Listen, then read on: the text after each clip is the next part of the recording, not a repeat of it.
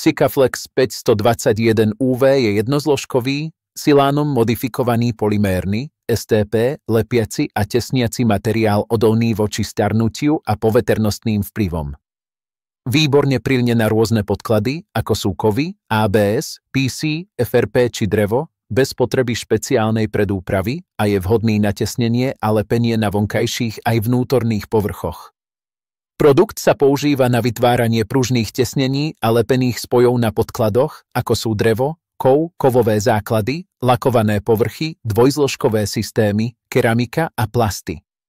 Pred aplikáciou na materiály náchylné na praskanie je potrebné konzultovať s výrobcom a vykonať skúšobné testy na pôvodnom podklade.